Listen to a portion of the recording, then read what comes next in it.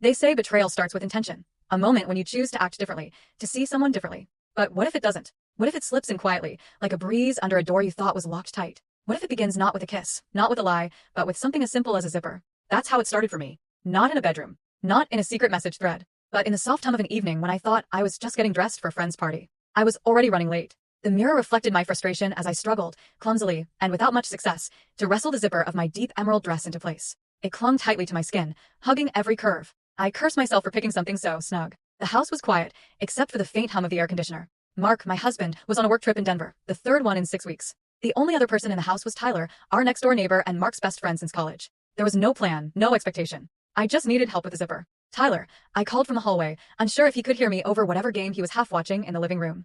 Yeah, he answered, his voice floating lazily through the air. Can you come here for a second? A pause, then footsteps. When he stepped into the bedroom, I didn't think anything of it. He was Tyler, the same guy who spilled beer on my wedding dress at the reception, who fixed our gutter last fall, who brought over soup when I was down with the flu last winter. He felt safe, familiar, practically family. I turned my back to him, lifted my hair, and asked softly, "Can you zip me up?" Everything shifted. His fingers brushed the small of my back, and my breath caught before I could stop it. It was electric, not the kind you explain away as static. It wasn't the zipper. It wasn't even the touch. It was how my body reacted, how suddenly the room felt smaller, warmer, closer. He hesitated halfway at my back, like he felt it too. And then I made the mistake of glancing into the mirror. Our eyes met. He didn't look away. Neither did I. His hands still rested on the zipper. "You look amazing," he said quietly. I laughed too fast. "Thanks, Tyler. Can you just finish the zip?" He did, slowly, deliberately. When he reached the top, he didn't let go. One hand rested lightly on my shoulder. The other trailed downward just an inch. Not enough to accuse, but enough to remember. "You okay?" he asked, his voice lower and rougher than usual. I nodded. But I wasn't.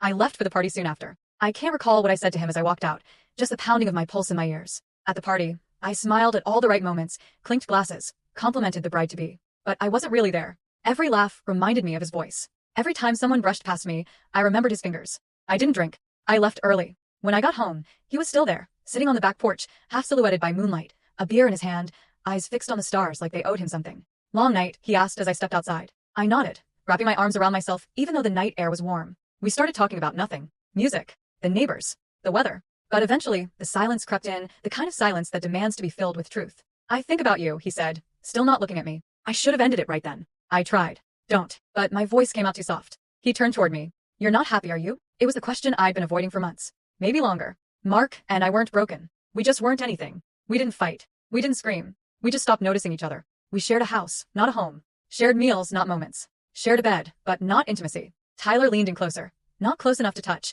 but enough that I could feel his presence. "You deserve to feel wanted again. To be seen." I could have stood up, walked inside, called Mark just to remind myself